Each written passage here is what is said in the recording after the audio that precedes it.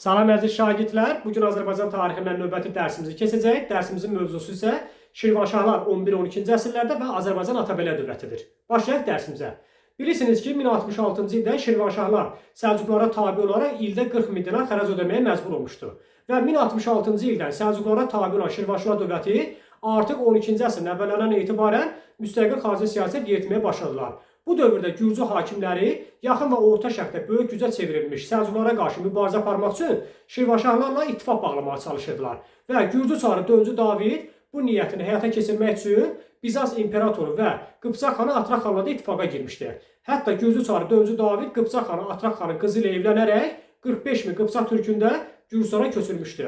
4-cü Davidin əsas məqsədi ondan ibarət idi ki, Şirvanşahlarla birləşərək Səlcuqları Cənubi Qafqazdan sıxışdırıb çıxartsın ki, gələcəkdə Azərbaycan qərb torpaqlarını ələ keçirmək istəyəndə ona heç bir qüvvə mane olmasın. Və erməni feodalları da 4-cü Davidin bu niyyətini həyata keçirməsində ona fəal dəstək verirdilər. 11-ci əsrin sonunda başlayan səlib yürüşləri Səlcuq dövlətinin zəifləməsinə gətirib çıxartdı.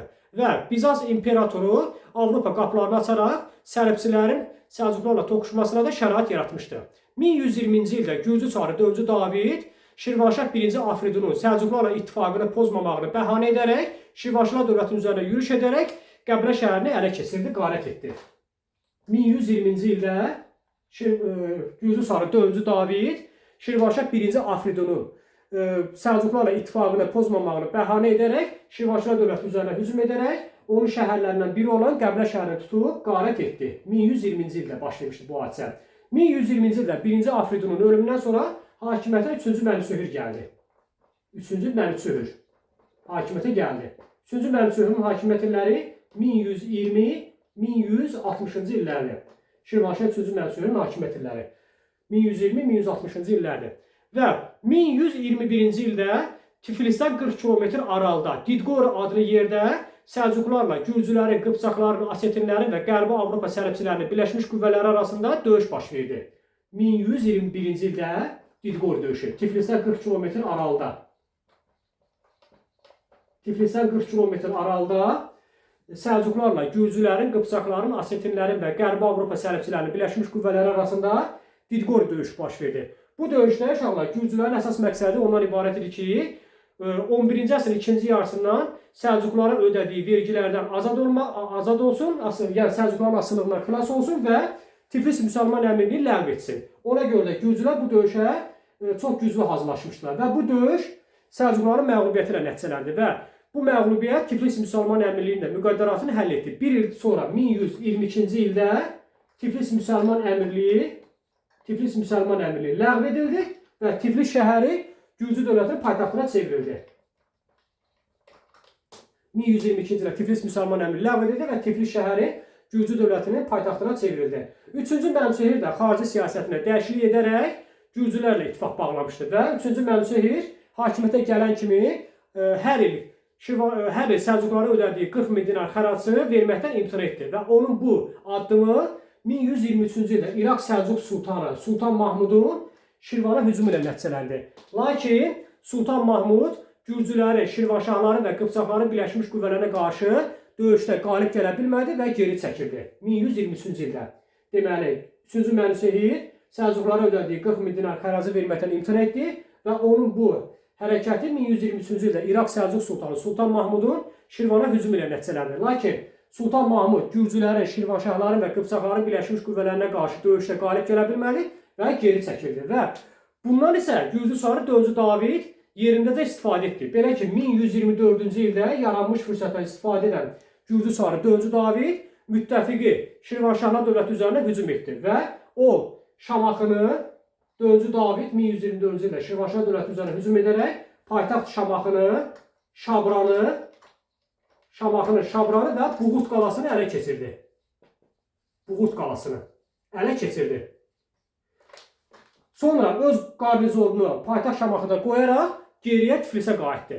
Və 3-cü Mənüçehir öz hakimiyyətini yalnız 1125-ci ildə 4-cü Davidin ölümündən sonra Şirvanın tam müstəqilini bərpa edə bildi. Deməli, 1124-cü ildə Gürcü çarı 4-cü David böyük qoşunla Şirvanşahlar dövlətinin üzərinə hücum edərək Şamaxını, Şabranı və Buğurt qalasını ələ keçirdi. Daha sonra öz qarnizonunu Şamaxıda qoyaraq geriyə Tiflisə çəkildi. Və Şirvanşah 3-cü Mənüçehir öz Şirvanın tam müstəqilliyini 1125-ci ildə 4-cü Davidin ölümündən sonra bərpa edə bildi. 4-cü Davidin ölümündən sonra hakimiyyətə onun oğlu 1-ci Demetri gəldi. 1-ci Demetri Şirvana olan iddialarından əl çəkdi və Şirvanşahlar dövləti ilə normal qonşuluq münasibətlərini yenidən bərpa etdi. 1125-ci ildə 4-cü Davidin ölümündən sonra hakimiyyətə 1-ci Demetri gəldi. Şirvanşahlar dövləti ilə Gürcülər arasındakı münasibətlərin möhkəmlənməsində, yəni yaxınlaşmasında 3-cü Mənsürün həyat yoldaşı Gürcü qızı Tamarın da böyük rolu olmuşdu. Və Şirvanşahlar dövləti ilə Gürcüstan arasındakı normal qonşuluq münasibətləri 1160-cı ilə qədər, yəni 3-cü Mənsürün ölümünə qədər davam etmişdi. 1160-cı ildə 3-cü Mənsürün ölümündən sonra onun dul qadını Tamar və kiçik oğlu Qıpçaqların köməyi ilə Şirvanşahlar dövlətini Gürcüstana birləşdirməyə cəhd etdi. Lakin 3-cü Mənsürün böyük oğlu 1-ci Aksistan kömək üçün Atabəy Şəmsəddin Eldənizə müraciət etdi və Atabəy Şəmsəddin Eldənizin hərbi qüvvəsi ilə Şirvanşah 1-ci Aksistan hakimiyyəti ələ keçirdi və beləcə hakimiyyətə gəldi və Şirvanşahlar dövlətinin Gürcüstana birləşdirilməsinin qarşısını aldı. Şirvanşah 1-ci Aksistanın hakimiyyət illəri 1160-1196-cı illərdir. Şirvanşah 1-ci Aksistan hakimiyyətə gələn kimi Səlcuqlarla, Atabəylərlə və Gürcülərlə münasibətlərini bərpa etdi, Dərbənd keçidində möhkəmləndirdi. Şirvanşah 1-ci Aksistan. Şirvanşah 1-ci Aksistan şu an 1173-cü ildə Gürcüstanda mərkəzi hakimiyyətə qarşı baş vermiş qiyamın yatırılmasında öz qoşunu ilə 3-cü Georgiyə kömək etdi və 2 ildən sonra, deməli 1173-cü ildə Şirvanşah 1-ci Aksistan öz qoşunu ilə Gürcüstanda mərkəzi hakimiyyətə qarşı baş vermiş qiyamın yatırılmasında 3-cü Georgiyə köməklik göstərdi və 2 ildən sonra 1175-ci ildə Slavyanlar Şirvanşahlar dövlətinə hücum edəndə 3-cü Georgidə öz hərbi qüvvələri ilə Şirvanşah 1-ci Aksistana kömək etmişdi. Əvvəlcə Bora kömək etdi, 1-ci Aksistan 3-cü Georgiyə kömək etdi, daha sonra 3-cü Georgi 1-ci Aksistana kömək etmişdi. 1192-ci ildə Şamaxıda zəlzələ baş verdi. Şirvanşahlar dövlətinin paytaxtı Şamaxıda zəlzələ baş verdi və bu zəlzələ nəticəsində paytaxt demək olar ki, tamamilə dağılmışdı və Şirvanşah 1-ci Aksistan məcbur olub paytaxtı Şamaxıdan Bakıya köçürdü. Deməli uşaqlar, biz əvvəlki dərsimizdə qeyd etdik ki, Şirvanşahlar dövlətinin paytaxtını Şirvandan Şamaxıya 917-ci ildə Əbu Tahir köçürmüşdü. 1192-ci ildə isə paytaxtı Şamaxıdan Bakıya 1-ci Aksistan köçürmüşdü. Deməli, Əbu Tahir ilə 1-ci Aksistan oxşar cəhəti hər ikisinin paytaxtı köçürməsidir. Uşaqlar, Şirvanşahlar dövləti haqqında bu qədər. Biz 1192-ci ildə bir hadisəni keçəcəyik. 3-cü Səlib yürüşü baş vermişdir. 1189-1192-ci illərdə. Onu da yadınıza saxlayın. İndi isə keçək Atabəylər dövlətinə.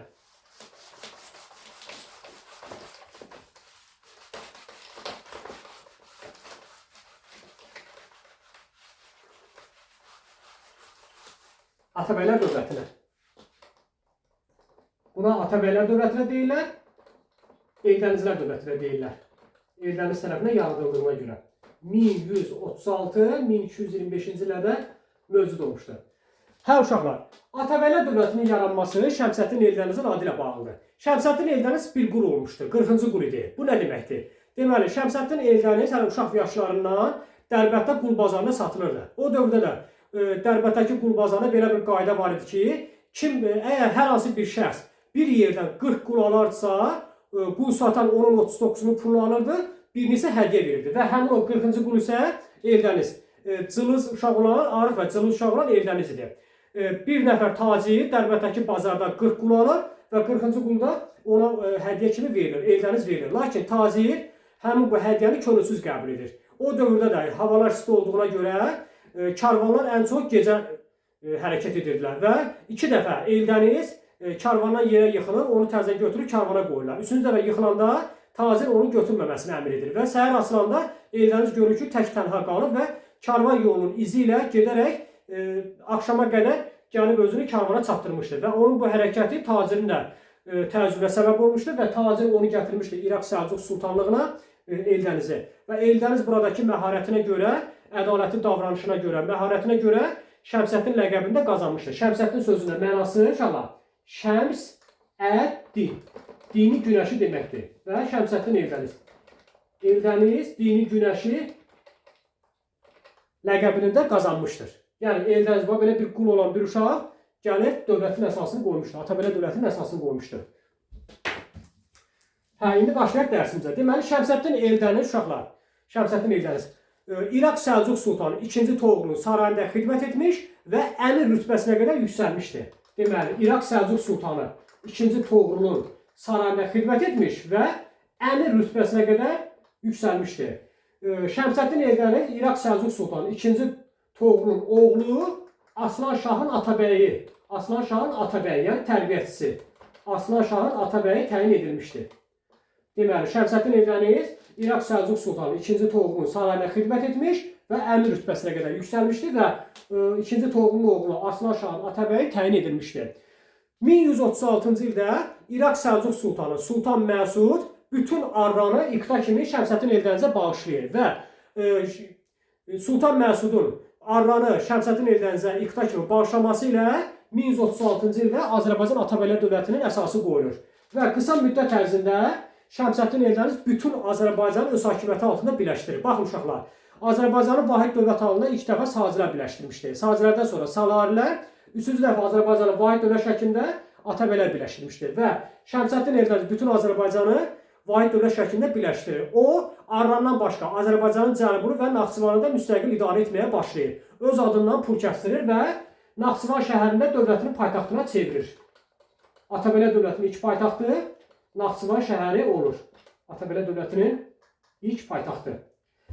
Naxçıvan şəhəri olur. Atabəy Şəmsəddin Eldəniz 1160-cı ildə Böyük Atabəy titulunu qəbul edir. Atabəy Şəmsəddin Eldəniz 1160-cı ildə Böyük Atabəy titulunu qəbul edir və oğulluğa Aslan Şahın sultan elan edilməsinə nail olur. Və bundan sonra artıq İraq Səlcuq Sultanlığını özü idarə etməyə başlayır. Sonra İraq Səlcuq Sultanlığı 1118-1194-cü illərdə mövcud olmuşdur. Deməli, 1160-cı ildə Atabəy Şəmsəddin Eldəniz Böyük Atabəy titulunu qəbul edir və oğulluğa Aslan Şahın sultan elan edilməsinə nail olur. Və bundan sonra artıq İraq Səlcuq Sultanlığını özü idarə etməyə başlayır. Hətta 12-ci əsr müəllifi Sədrəddin Əl-Hüseyni də yazır ki, əsl hökmdar Şəmsəddin Eldənizdir və Aslan Şah isə sadəcə adı hökmdardır. Bunu da demişdir. Sonra Atabələ dövlətinin əsasını qoyan Şəmsəddin Eldəniz dövləti möhkəmləndirmək üçün bir sıra tədbirlər də görür. Belə ki, 50 minlik süvari qoşun yaradır və mərkəzi hakimiyyətə tabe olmayan əmirlərin və feodalların isə hakimiyyətini məhdudlaşdırır. Deməli, dövləti möhkəmləndirmək üçün bir sıra tədbirlər görür. Belə ki, birincisi 50 minlik böyük bir ordu, nizami süvari qoşun yaradır və mərkəzi hakimiyyətə tabe olmaq istəməyən iri feodallar və əmirləri isə hakimiyyətini məhdudlaşdırır. Şəmsəddin Eldənizin hakimiyyəti dövründə Atabəy Eldənizlər dövləti yaxın və orta şərqin ən qüdrətli dövlətlərindən birinə çevrilir.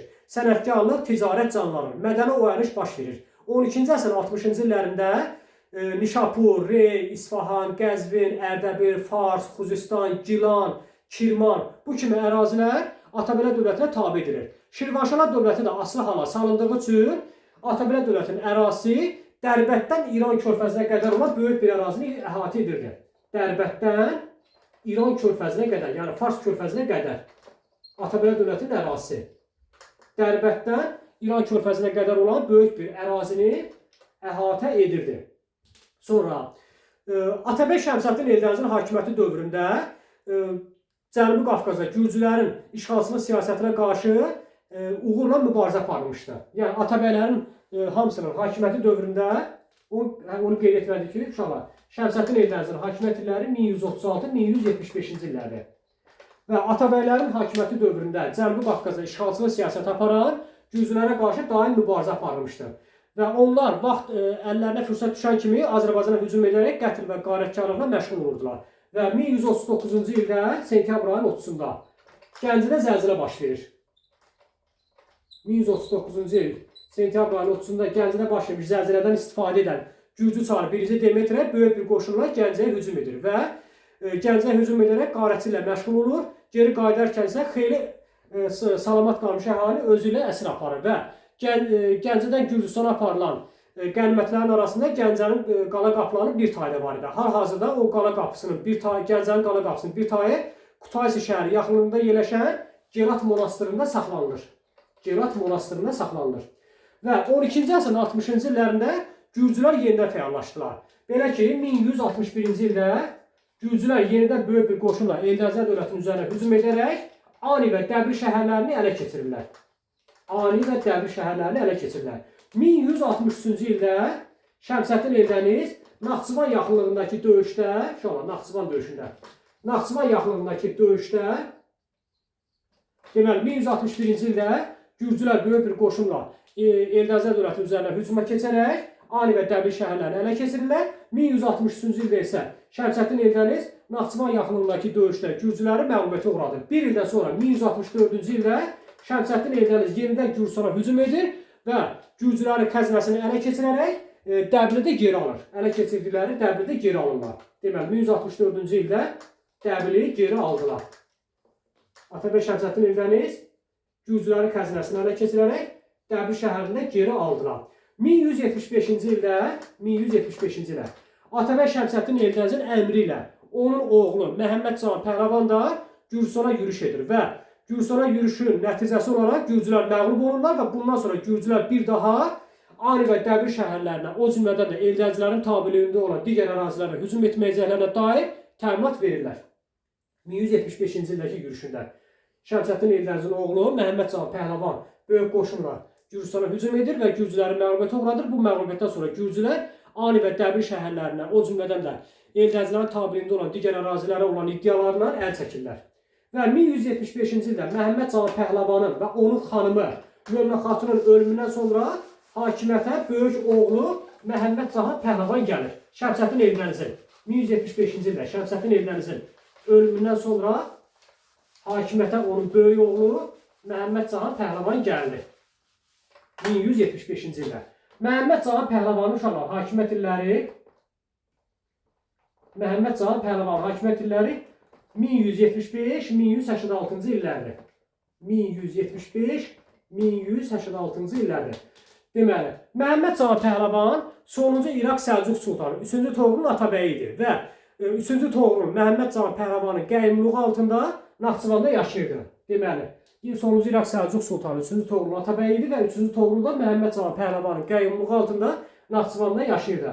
Məhəmməd Cahan Pəhləvan hakimiyyətə gələn kimi 1175-ci ildə paytaxtı Naxçıvandan Həmədana köçürdü. Naxçıvandan Həmədana. Onu da qeyd edin ki, uşaqlar, Atabələ dövlətinin 3 paytaxtı olur. Birinci paytaxtı Naxçıvan, ikinci paytaxtı Həmədan, üçüncü paytaxtı da Təbriz şəhəri olur. Deməli, 1175-ci ildə Məhəmməd Cahan Pəhləvan paytaxtı Naxçıvandan Həmədana köçürdü. Daha sonra Təbriz şəhərini Aksunqurilərin əlindən aldı. Aksunqurilər Marağada Rəvadilər nəslindən idilər. Aksunqurilərin əlindən aldı. Sonra qardaşı Qızıl Arslanı,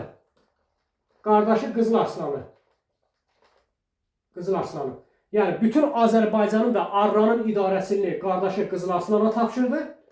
Bütün Azərbaycanın və Arranın idarəsini qardaşı Qızıl Arslana tapşırdı. Qızıl Arslanın iqamətgahı Təbriz şəhərində idi və Məhəmməd Cahan Pəhləvan oğlu Məhəmməd Cahan Pəhləvan Qızıl Arslanı oğlu Əbubəkirin də Atabəyə təyin etmişdi. Deməli, Məhəmməd Cahan Pəhləvanın dövründə nələr baş verdi? Deməli, sonuncu İraq Səlcuq Sultanı 3-cü Toğrulun Atabəyi idi və 3-cü Toğrul Məhəmməd Cahan Pəhləvanın qəyyumluğu altında Naxçıvanda yaşayırdı. 1175-ci ildə paytaxtı Naxçıvandan Həmədana köçürdü. Təbrizə Aksunqurilərin əlindən aldı. Azərbaycanın və Arranın idarəsini qardaşı Qızıl Arslana tapşırdı. Qızıl Arslanın iqamətgahı Təbrizdə idi və Məhəmməd Cahan Pəhləvan Qızıl Arslanı oğlu Əbubəkirin Atabəyi təyin etdi. Bu hadisələr Məhəmməd Cahan Pəhləvanın dövründə baş vermiş hadisələr idi. Sonra Məhəmməd Cahan Pəhləvanın uşaqlar bir neçə dəfə Gürcistana da yürüş etmişdi və qonşu ölkələrin hökmdarları Eldənizlərin hakimiyyətini qəbul edərək Məhəmməd Cahan Pəhləvanın adına xutbə oxutdular. Hətta əhər məlikləri də zərb etdikləri öz sikkələrində Eldənizlərin adını da qeyd edirdilər. Bu da Məhəmməd Cahan Pəhləvanın dövrünə aid hadisələr idi. Məhəmməd Cahan Pəhləvan da atası kimi dövləti möhkəmləndirmək üçün 50 minlik süvari qoşun yaratdı və iqta torpaqlarını isə öz tərəfdarları olan feodallar arasında bölüşdürdü. Hətta Məhəmməd Cahan Pəhləvan Abbasi xəlifəsinin dövlət işlərinə qarşısını aldı. O Abbasi xəlifəsinə məktub yazaraq bildirdi ki, əgər xəlifə imamdırsa, onun əsas vəzifəsi namaz qılmaqdan ibarət olmalıdır. Xəlifənin dövlət şəhərinə qarışmasına ehtiyac yox idi. Bu sözlərdə yazıb xəlifəyə göndərmişdi. Və Məhəmməd Cahan Pəhləvanın hakimiyyəti dövründə Eldəzlər dövləti daha da qüvvətlənmişdi.